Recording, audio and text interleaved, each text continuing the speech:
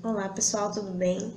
Eu sou a Lívia, eu tô gravando o segundo Situi-se Educação aqui no formato vídeo e eu vou me aventurar por um assunto, né, uma área que não é a minha, né, específica. Eu sou bióloga, licenciada e bacharel e trabalho nessa parte de ensino de ciências e educação, formação de professores.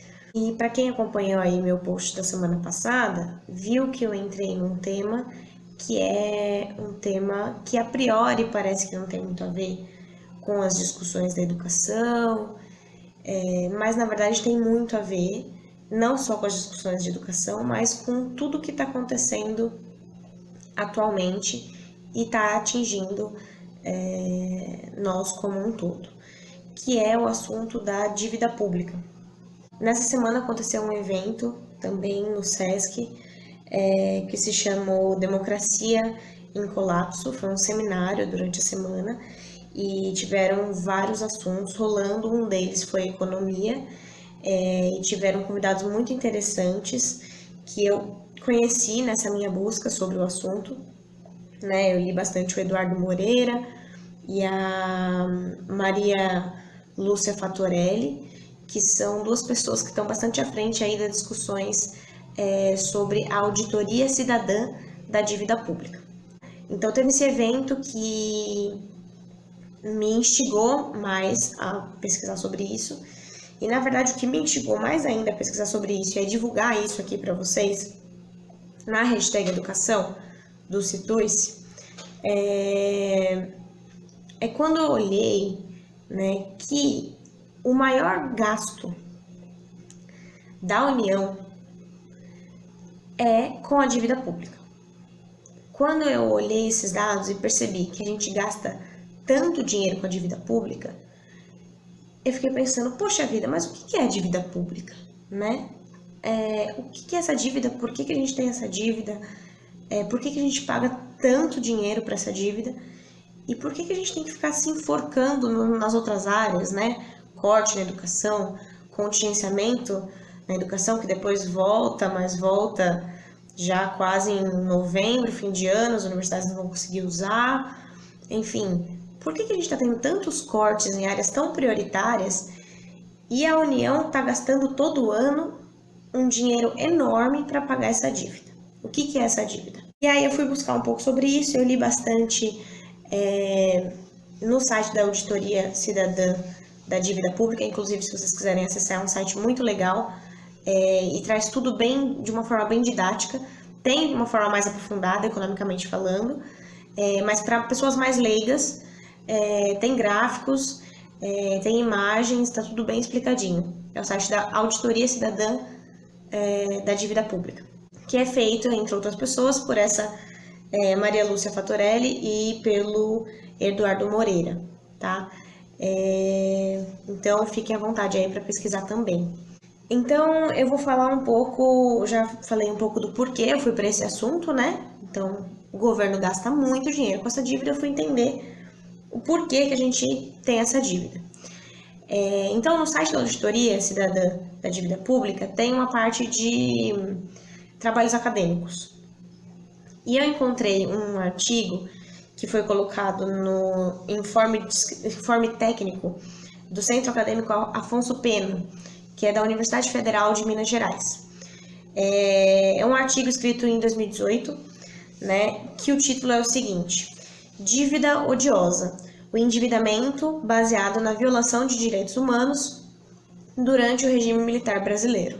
Eu coloquei esse link desse artigo no meu post da semana passada, mas como o post escrito ele é um pouco limitado, tanto em questão de número de imagens no Stories, número de imagens no próprio post, eu resolvi retomar esse artigo aqui nesse vídeo para a gente poder aprofundar um pouco, para vocês também se sentirem mais vontade de ler esse artigo, que para mim é um artigo fantástico.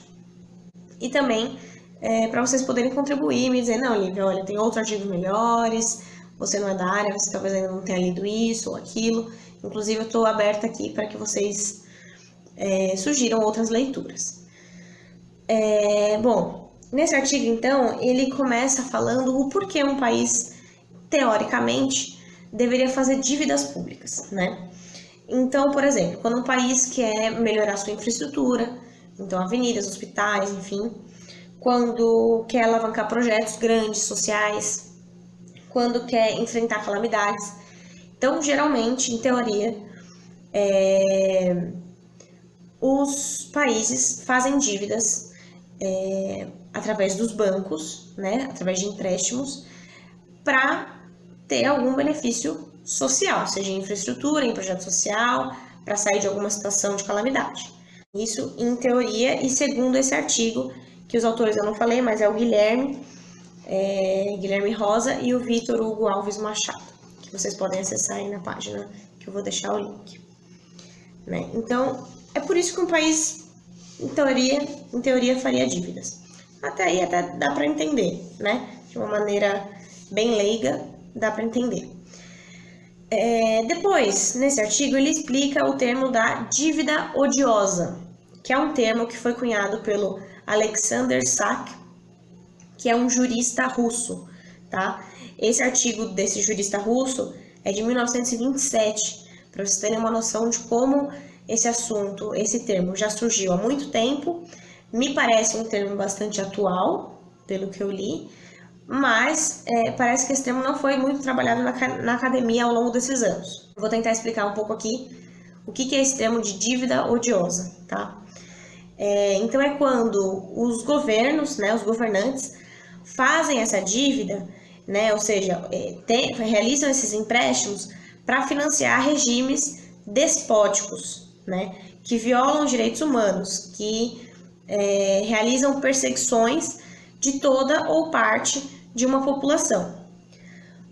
Quando esses governos, esses regimes são derrubados, as dívidas odiosas, ou seja, as dívidas realizadas contra os interesses da sociedade, da população, não poderiam mais ser exigidas, posto que o financiamento das violações cometidas representa um ato de ódio dos credores, ou seja, dos bancos que emprestaram e que estavam cientes do que estavam acontecendo, com a própria população.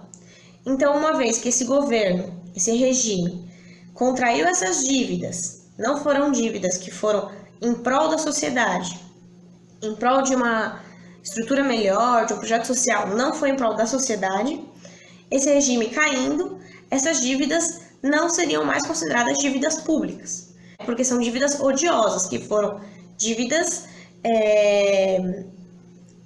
que representam um ato de ódio dos credores para com a população, que parece fazer muito sentido, né? E aí ele vem trazer, nesse artigo, os critérios, né? Quais seriam os critérios para você considerar uma dívida odiosa ou uma dívida pública que deve ser paga dos bancos, né? Através de empréstimos, para ter algum benefício social, seja em infraestrutura, em projeto social, para sair de alguma situação de calamidade, tá? Isso em teoria, e segundo esse artigo, que os autores eu não falei, mas é o Guilherme Rosa e o Vitor Hugo Alves Machado, que vocês podem acessar aí na página, que eu vou deixar o link. Né? Então, é por isso que um país, em teoria, faria dívidas. Até aí até dá para entender, né? De uma maneira bem leiga, dá para entender.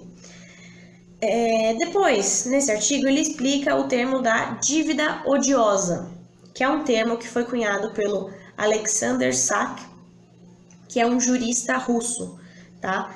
Esse artigo desse jurista russo é de 1927, para vocês terem uma noção de como esse assunto, esse termo já surgiu há muito tempo. Me parece um termo bastante atual, pelo que eu li, mas parece que esse termo não foi muito trabalhado na academia ao longo desses anos. Eu vou tentar explicar um pouco aqui o que é esse termo de dívida odiosa, tá? Então é quando os governos, né, os governantes, fazem essa dívida, né, ou seja, realizam esses empréstimos para financiar regimes despóticos, né, que violam direitos humanos, que realizam perseguições de toda ou parte de uma população.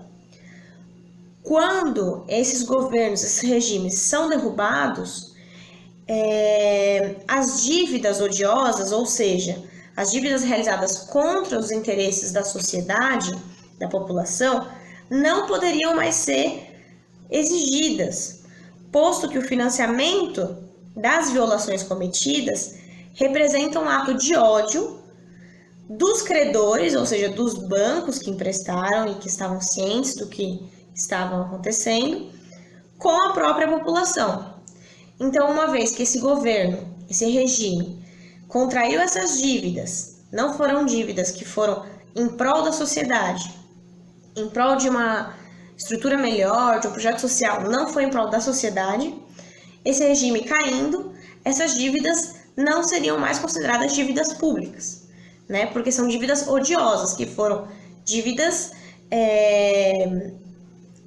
que representam um ato de ódio dos credores para com a população, né? O que parece fazer muito sentido, né? E aí ele vem trazer nesse artigo os critérios, né? Quais seriam os critérios para você considerar uma dívida odiosa ou uma dívida pública que deve ser paga. Então, a dívida odiosa, ela tem que caber em dois critérios, principalmente. Primeiro, ela é odiosa se não houve vantagens reais do endividamento para com aquela população. Então, se teve um endividamento num governo, num regime, e não houve vantagens reais para a população, então essa dívida muito provavelmente... Então, a dívida odiosa, ela tem que caber em dois critérios, principalmente. Primeiro, ela é odiosa se não houve vantagens reais do endividamento para com aquela população. Então, se teve um endividamento num governo, num regime, e não houve vantagens reais para a população, então essa dívida muito provavelmente ela leva a um indício de que ela é uma dívida odiosa. O segundo critério é o credor, ou seja, quem emprestou o dinheiro, o banco, por exemplo,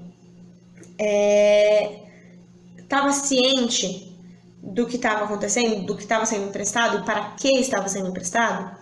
Porque se tiver como confirmar que o banco, né, ou quem emprestou o dinheiro, tinha ciência do que ia acontecer com aquele dinheiro, então essa é uma dívida odiosa.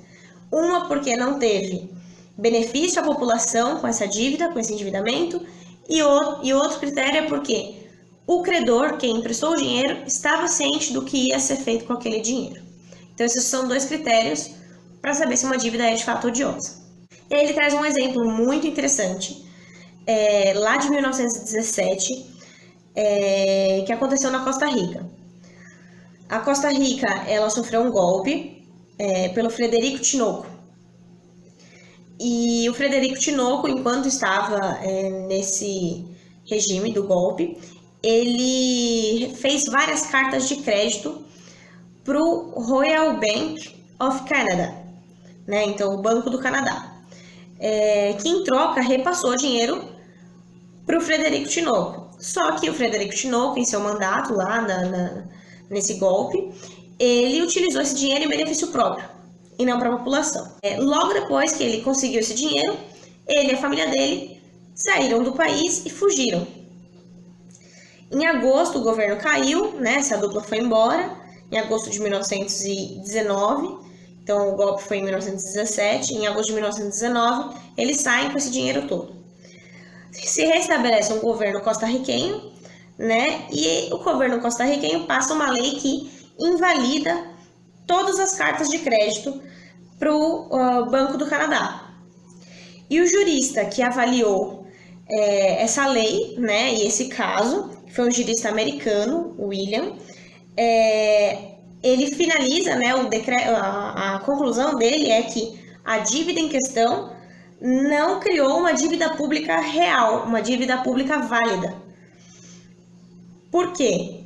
Porque o dinheiro foi usado, foi um endividamento, de fato, pelo governante, né, naquela época, mas foi um dinheiro que foi usado em bem próprio, né, individualmente para o Tinoco e para o seu irmão. Foi cancelado todos esses créditos e o jurista concluiu que o Banco do Canadá tinha que arcar com esse ônus. Mesmo não sendo um governo despótico e não tendo ocorrido violação de direitos humanos diretamente, mas o dinheiro não foi para benefício da população e o Banco do Canadá deveria ficar com o ônus de provar que ele não sabia do que estava acontecendo. Só que naquela época, era uma época que esse caso estava em muito conhecimento, né? De que o governo já estava caindo, costarriquenho, a população estava se revoltando, eles pegaram o dinheiro e fugiram. Então o Banco do Canadá não conseguiu provar que não sabia de nada e teve que arcar com o ônus de ter todos os empréstimos invalidados. E aí a Costa Rica não ficou com aquela dívida porque aquilo era uma dívida pública que na verdade não era válida. Naquela época ainda não existia esse termo dívida odiosa, mas no artigo ele utiliza esse exemplo para dizer que, neste caso, o jurista analisou justamente essa dívida com os mesmos critérios do que o SAC propõe ser uma dívida odiosa. E aí, saindo dessa conceituação do que é a dívida odiosa, né, e desse caso, desse exemplo que ele deu, ele, nesse artigo, vai passar a analisar o endividamento público brasileiro na época do regime da ditadura militar, de 1964 a 1985, que foi uma época que houve um crescimento dessa dívida pública bem desenfreado, tanto da externa quanto da interna. Então ele cita um exemplo, né, que foi a Operação Condor, como ficou conhecida nessa época, que na verdade era a aliança que foi feita entre as ditaduras dos países do Cone Sul, em 1970, que era Argentina, Bolívia, Brasil, Chile, Paraguai e Uruguai, né? Essa Operação Condor, ela organizava as perseguições, as torturas, os desaparecimentos de militantes políticos de oposição, armada ou não, né? Eram colocadas nesse critério militantes políticos de oposição, o que eles acreditavam que era tudo que era contra, né, o regime, e qualquer outro movimento político ou não que eles quisessem acabar, né? E isso era organizado por essa Operação Condor.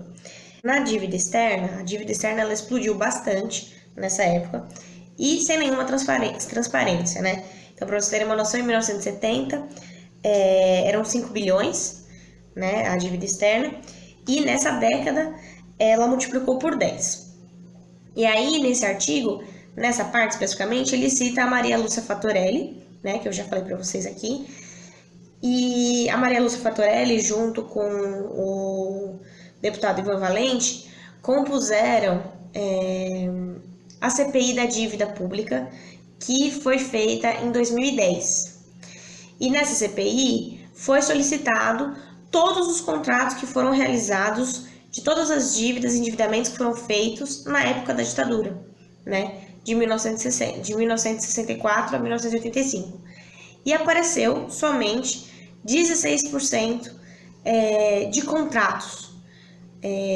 Dos 100% da dívida, apenas 16% tinha contratos.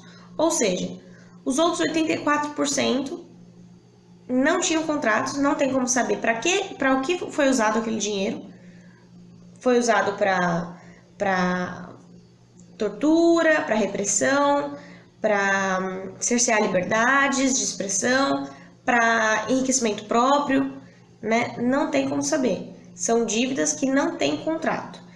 Então, detalhe, a maioria dessas dívidas foram feitas com bancos privados internacionais e não com o FMI. Então, essas dívidas todas, e esse endividamento que cresceu muito em 1970, ele já é um indício de que são dívidas odiosas. Porque não tem contrato, não dá para saber para onde foi, o que foi feito com esse dinheiro, né? Depois desse início, a Maria Lúcia Fattorelli fala que depois desse início de um aumento grande da dívida, lá na ditadura, depois disso a dívida só continua a crescer. Por quê? Tem também os juros da dívida, né? Que a partir daí começa a crescer muito mais, né? E a gente entra numa onda desenfreada de pagar juros e nunca conseguir pagar essa dívida.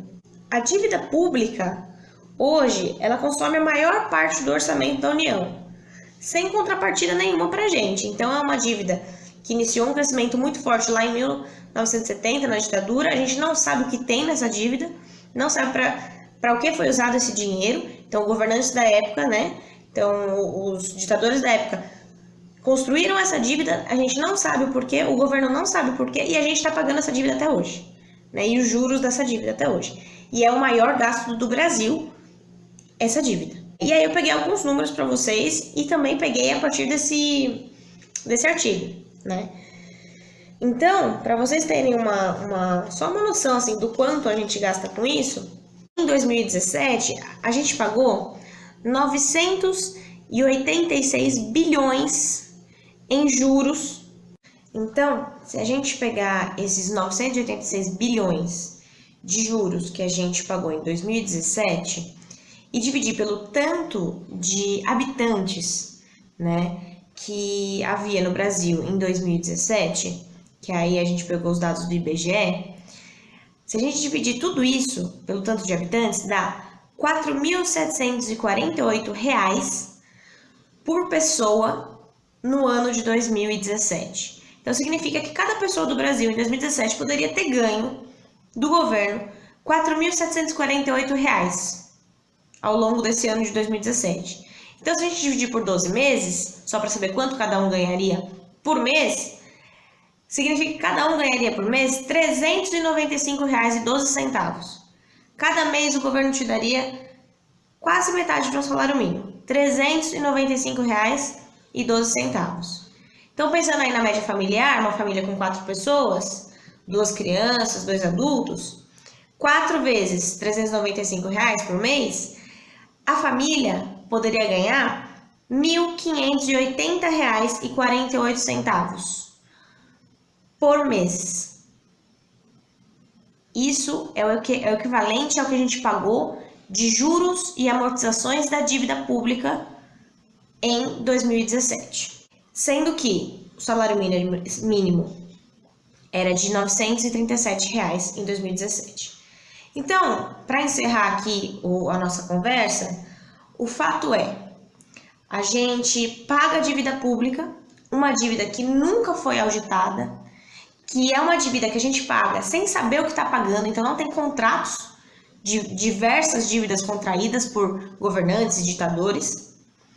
A gente paga muito alto todo ano juros, a gente morre nesses juros, não paga a dívida, a gente não sabe o que é a dívida legal que a gente tem que pagar, né? E, ao mesmo tempo, o governo vem falando que estamos em crise e que temos que cortar a educação, temos que contingenciar na aposentadoria, mas quando a gente vai ver os gastos da União, o maior gasto é com a dívida, que nunca foi auditada. E a auditoria da dívida pública está prevista na Constituição brasileira, no artigo 26. Ela é prevista em Constituição e isso nunca aconteceu, né? Então, eu queria frisar bastante esse ponto aqui, porque às vezes, quando eu ouço economistas falarem da dívida pública e da auditoria cidadã da dívida pública, eu percebo como é importante essa auditoria para o Brasil, de fato, descobrir o que ele deve, o que é legal a gente dever e o que é legal a gente pagar, porque isso sai do nosso bolso. E depois a gente tem que ouvir que é da nossa aposentadoria que tem que cortar, né? Então, por que não se mexe nessa auditoria? Por que não se convoca essa auditoria? Quem está ganhando em cima dessa dívida que a gente nem sabe se é legal, que a gente nem sabe se pode ser cobrada dessa forma? Então, como vocês bem sabem, a hashtag Situe-se Educação e o Situe-se entende a educação como um ato político.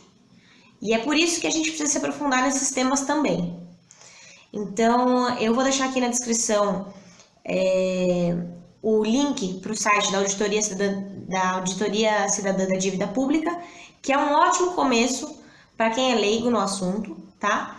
E vamos se aprofundar nesse tema e eu espero que vocês possam contribuir comigo também. Eu não sou da área da economia, mas eu estou tentando buscar entender, né, onde de fato está indo esse dinheiro do governo, né? O nosso dinheiro, para onde está indo o nosso dinheiro. Agradeço todo mundo que viu até aqui esse vídeo, espero que tenha sido proveitoso e vamos trocando aí informações para a gente conseguir se aprofundar cada vez mais nesse assunto, que é um assunto que impacta a vida de todos nós. Até mais!